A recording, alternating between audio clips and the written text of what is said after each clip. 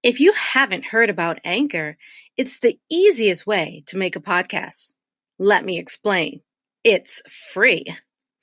There's creation tools that allow you to record and edit your podcast right from your phone or computer. Anchor will distribute your podcast for you, so it can be heard on Spotify, Apple Podcast, and many more. You can make money from your podcast with no minimum listenership. It's everything you need to make a podcast in one place. So download the free Anchor app or go to anchor.fm to get started.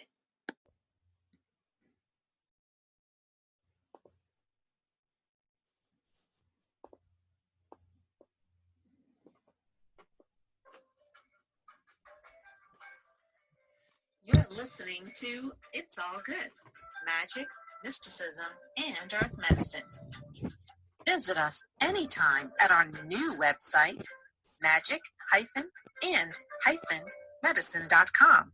And that's magic with a K. I'm your host, Dr. Candace Nadine Green. Hello and welcome to another episode. Hope your new year is going great. Hope, everything is going just fine for you. Sorry about that little pause in the beginning. Sometimes this thing doesn't act like it should. Just a little bit of update before we continue on with our show. Just a reminder, we have a new website, magic-and-medicine.com, and it's magic with the K -and-medicine.com. And it's all set up where you can visit different things on the tabs. You can find out, you can listen to this podcast. You can also check out the services I offer. There's an Etsy store, the Magic and Medicine Etsy store, there for you as well.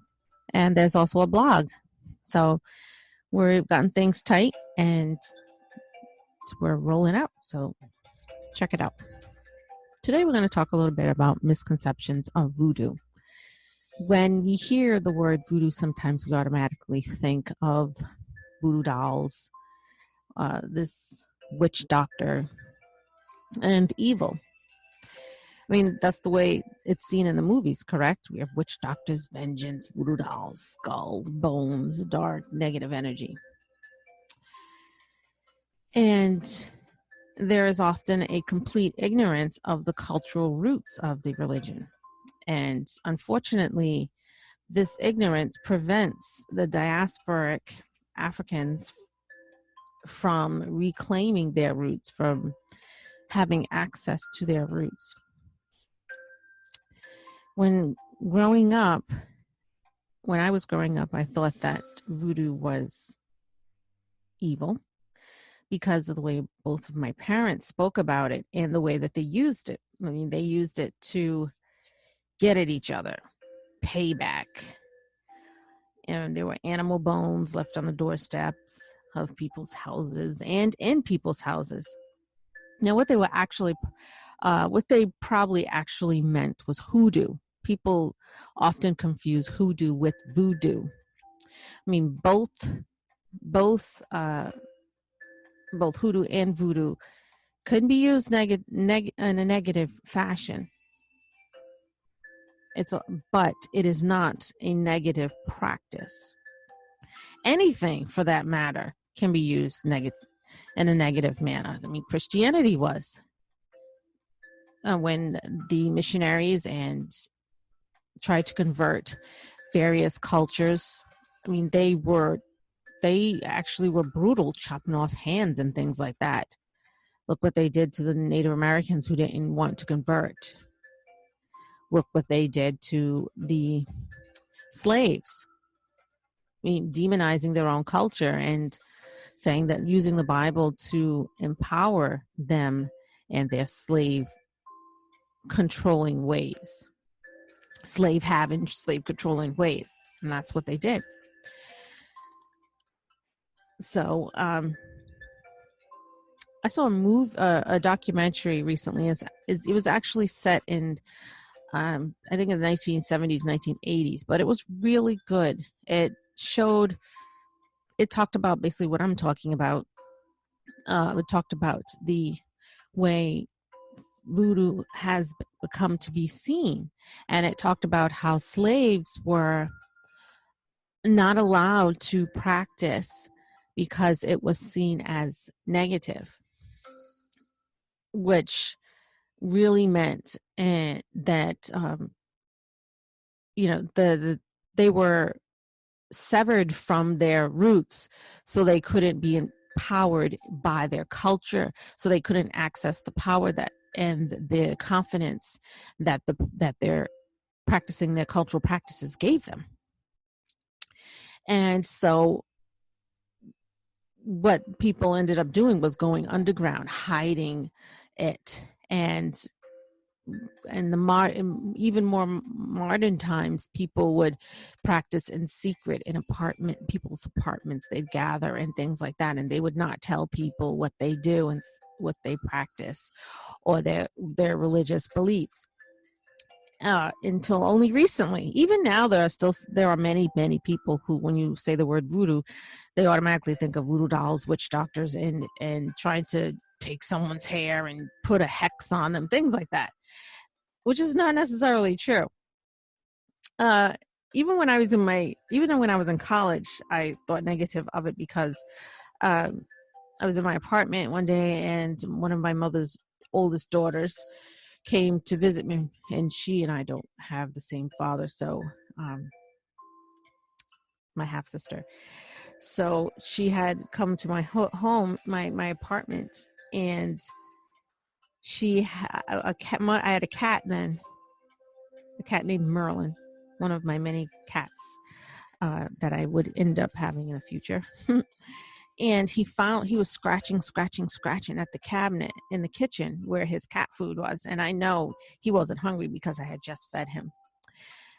So I was doing laundry in the back room, which was the bedroom, the room in the back of the apartment. And my half sister was left there in the living room alone. So I suppose that she took the opportunity of that space and time to do what she did, leaving a bag. I opened the cabinet and I found a bag, like a Ziploc bag that was black and sooty, and it had something that looked like a ginger root in it, although it wasn't a ginger root. And I was very upset. I looked at her and I took the whole bag. I emptied and flushed it down the toilet. Probably wasn't a smart idea, but that's what I did. I was only 19. And I was very upset because this thing was in my house. Whatever spell was cast and put in this bag, she left it in my house to give me bad luck or whatever it was. It wasn't good. That's for sure. And the vibe, when I touched the bag, I instantly felt all of these horrific, scary, evil feelings. Needless to say, I threw her out of my apartment. But again, because of instances like this, that is why people they don't think about the actual religious practice that is not evil. They think of this glamorized depiction that Hollywood has created, and it has made it into a stereotype, which is very sad.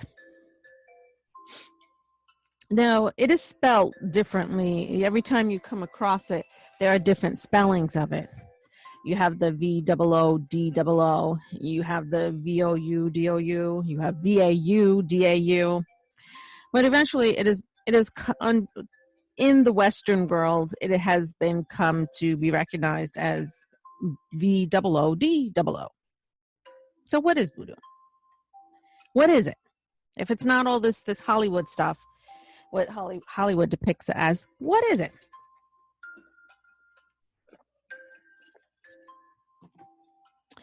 Well, it's a religious practice, a religious African system, and it comes from West Africa. Okay. And we are, the West Africans believe, here's some beliefs of it. Voodoo is nature. We are not separate from nature. We are a part of nature. That's what the belief system is. Now, I know you'll see some ceremonies, some certain ceremonies that in the past, in the more indigenous like lifestyle or indigenous roots, there were animal sacrifices. But there were animal sacrifices in a lot of old cultures and religions. It doesn't mean that that is what people do today.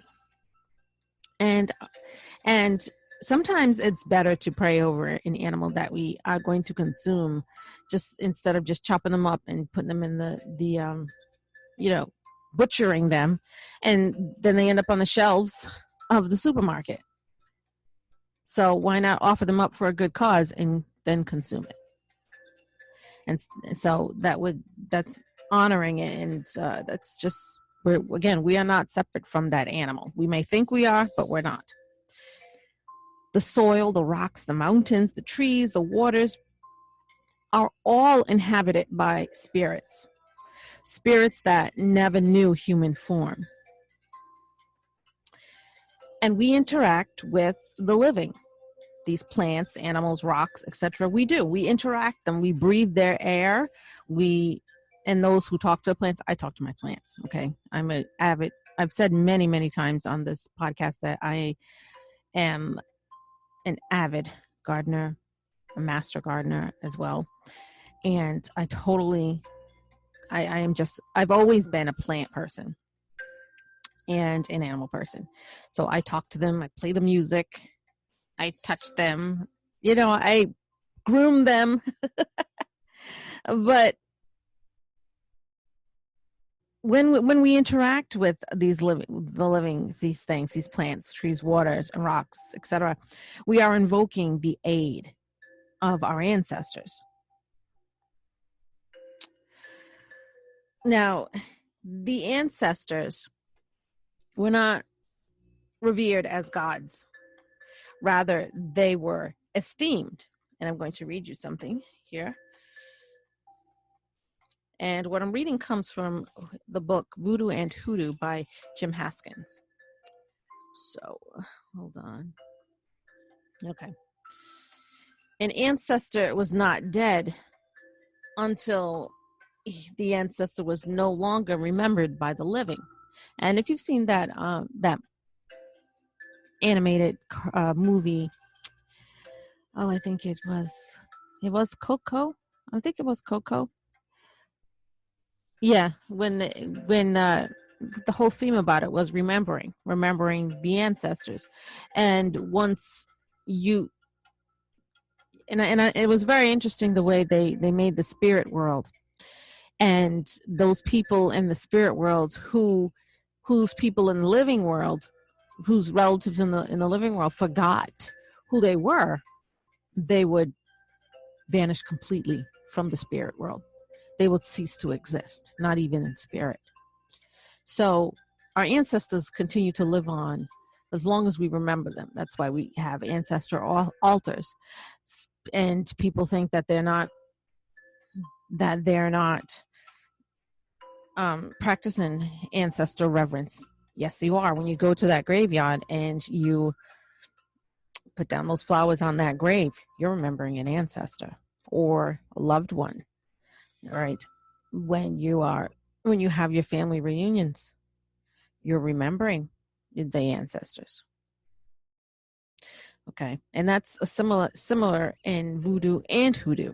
They're both similar. So it's sort of the line sort of blurs between voodoo and hoodoo when it comes to ancestor reverence. The old are treated with honor and esteem. The ancestors retain a stake in the well-being of the family. They led a successful earthly existence, and they were willing to advise and help those who came after them. They came to the living in dreams, so they visit us in dreams. They respond to requests for help from their descendants and cause their own spirits to be reborn in the children of the family. Only if they were angered by lack of sufficient esteem did they refuse to help. The worst thing a family could do, for example, was to sell tribal ancestral lands for the ancestors or the spiritual title holders of these lands. In such cases, the family faced certain ruin, and no amount of honor rendered could restore them to the good graces of the ancestors, and little help could be afforded by outside intermediaries.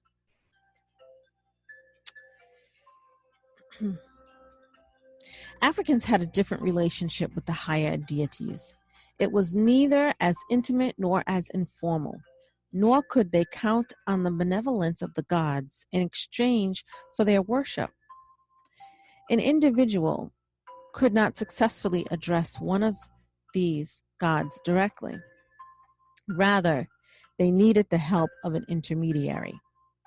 Thus, the priest was an important figure in African religion. Only the priest or priestess knew the proper rites and ceremonies attendant to the sacrifice, one of the most important activities in West African religion.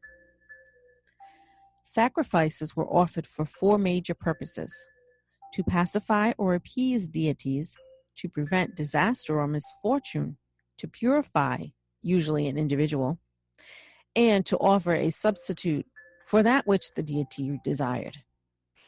Hundreds, if not thousands, of sacrifices were offered each day for all manner of reasons: at puberty, marriage, birth, and death ceremonies, to ensure a good harvest, to counteract failure in business or agriculture, to drive away illness, to help ensure success in war.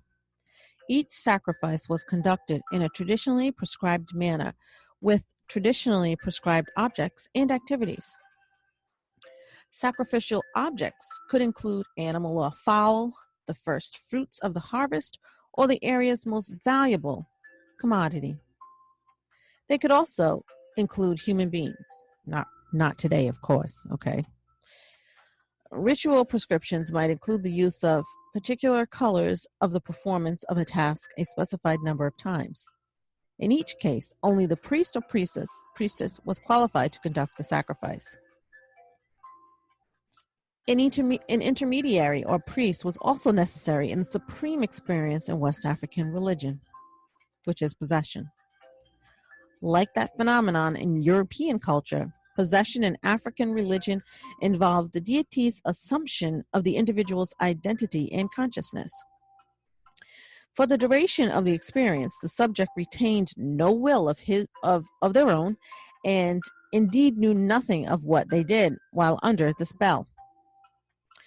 Possession by a deity in Africa most commonly occurred during some sort of ritual or celebration. At these rites, a follower of the god was moved by the rhythm of clapping or drum beating or by singing to allow their identity to be subsumed by the deity. So in Africa, the lines between religion and magic were indistinct. The practice of one frequently entering the domain of the other. Africans believed that magic and witchcraft could very powerfully affect their spirits and their gods, not to mention each other. The African viewed life essentially as a battle in which they were constantly in danger.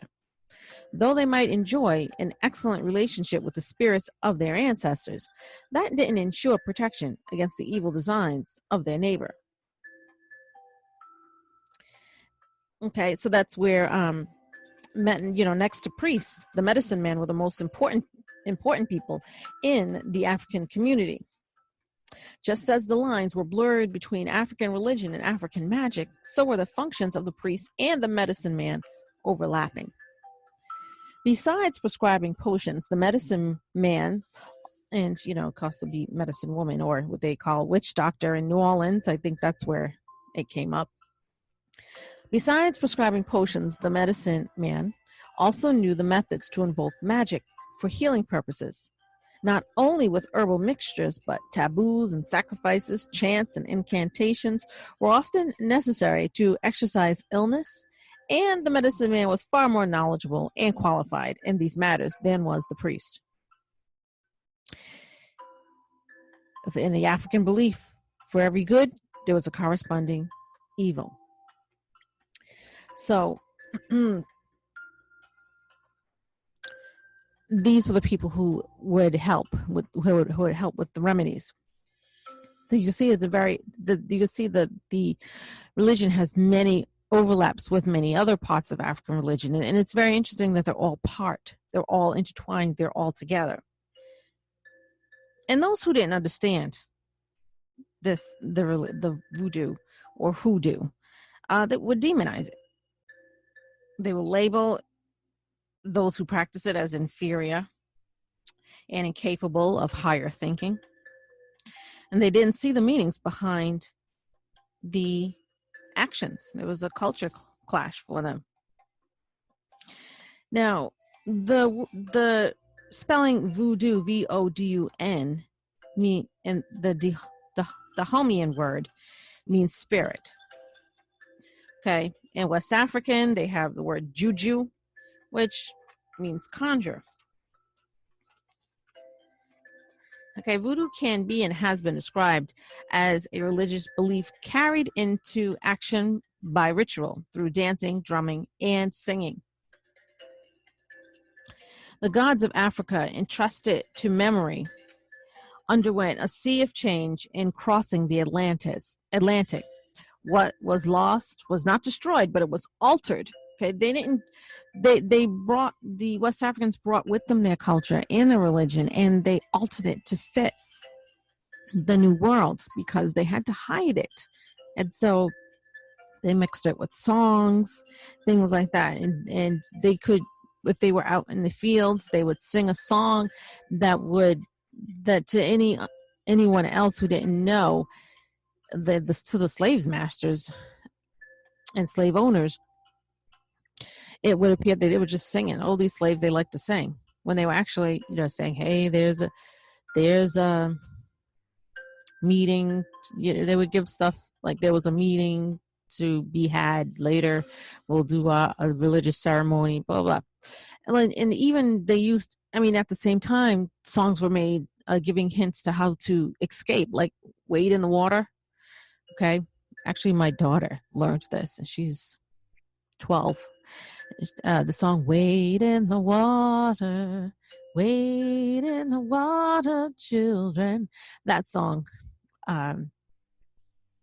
it was to tell people, if you go in the water, the mud in the water, you can escape that way. They won't be able to find you, so they won't be able to find get your tracks when you escape.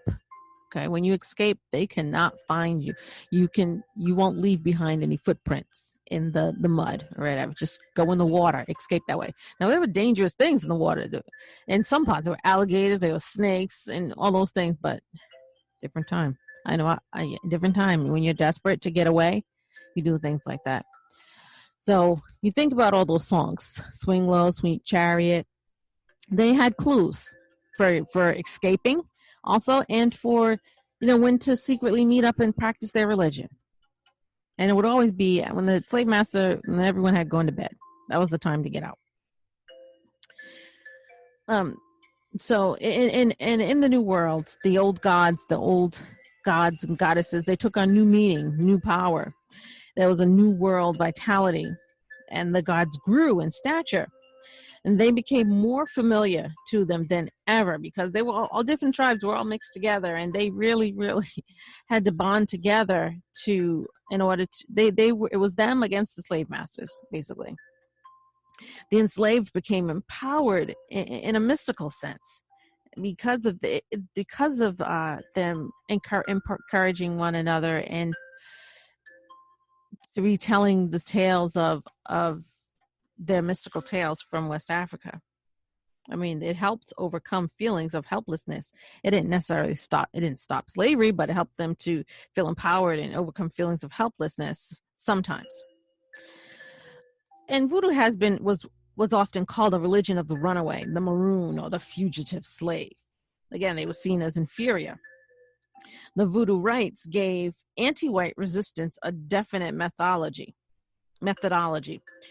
It was banned once, but it still existed in Georgia, South Carolina, and Louisiana before spreading nationwide, where believers had to initially practice in secret. And in Congo Square in New Orleans, it thrived despite various ordinances against it. For some reason, out of Congo Square, that is the heart for in this country. It can be seen as the heart of voodoo and hoodoo. Almost from the very moment of importation, the voodoo formed an audience in America that was both rural and urban, later black and white. Okay, think of the story of Marie Laveau, right? She had a lot of white clients. Okay, and they would pay for her, wealthy and poor, which has existed roughly from 1800 until the present. As the ultimate slave religion, it was also the greatest weapon against slavery. I mean, it was. The voodoo and hoodoo and spiritualism being practiced today is far more removed from its origins, some might say, but I still think that there's still that connection. I mean, you have a lot of white people practicing it as well. So, there a lot of people feel weird about that because they say, they're trying to take from us everything. They're going to take our religion too. Our ancestors help us. Our ancestors help us. Our ancestors know their blood. Know who they can find you anywhere, and they will be there to help you. That's what I tell all of my clients, all the people who will listen to me, no matter where you are. And if you don't know your ancestors, they sure enough know you. And they'll start calling you. There'll be a period of time they'll start calling you. And you can choose to answer or not. You should answer. You should, because it's the ancestor relationship is beneficial. I remember when my ancestors started calling me, and the dreams. I mean, I've always had dreams and always had that anyway, but the dreams and the callings and the names and the pointing and pointing to things that would just happen. Things would just happen. And I wouldn't know why. But they were trying to get me, like, hurry up, we got work for you to do. So you should answer. If they're calling you, you should answer. It is part of our culture. Our ancestors and the hoodoo and the voodoo. I'm not saying you should go out and become a voodoo priest or priestess, but know about it at least, because it's all intertwined in the African traditional religions, all of it. Now, modern so-called quote-unquote civilized individuals regard themselves as separate from and above surrounding forces. Yes, we have to get past that notion that we're separate from nature. We are part of nature. We are nature, and nature is us. And it's not, that nonsense about us being separate from our surroundings, that's not how traditional Africans believe. We interact with the living, and the living interacts with us. As I said in the beginning, the soil, the rocks, the mountains, the trees, the rivers are all inhabited by spirits that never knew human form. They share spirit space with the ghost of the ghosts, for lack of a better word right now, of the departed ancestors.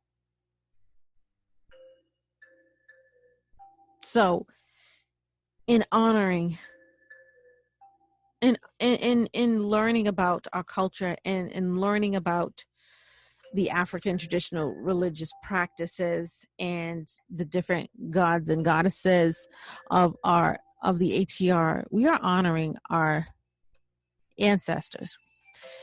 And let me just say, I didn't intend to say this, but I'm going to. Let me just say, when people are trying to, when you tell people, and this, I'm saying this from experience, when you tell people that you've honoring your ancestors by remembering your roots, and they want to say something negative, walk away. You don't need to sit there and waste your breath on them, because they are not going to explain. Okay?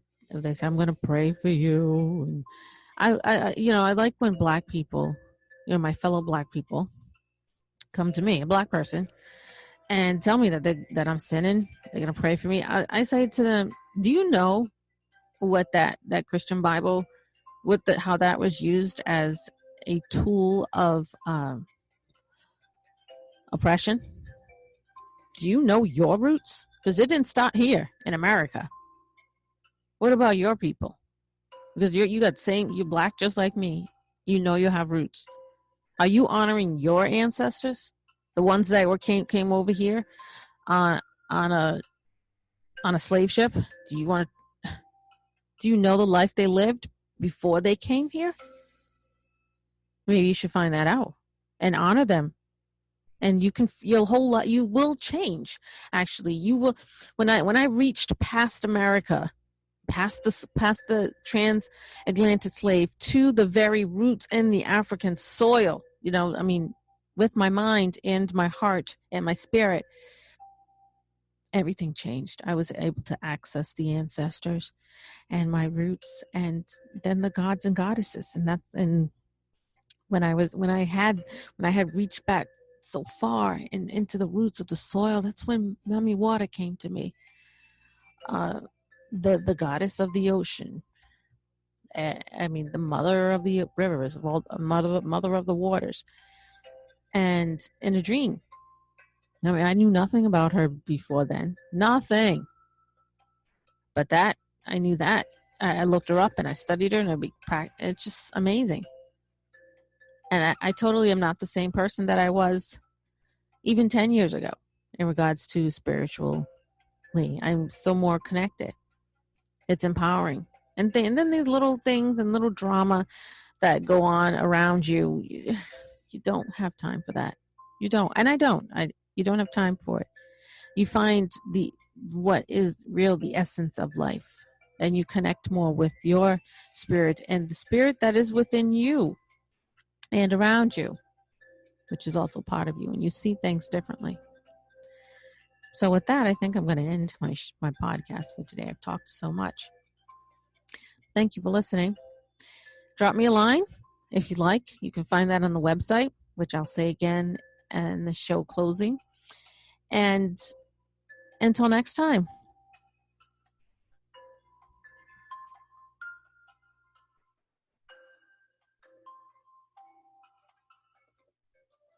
Thank you for listening to It's All Good, Magic, Mysticism, and Earth Medicine. Check us out at magic-and-medicine.com. And that's magic with a K. Thanks for listening.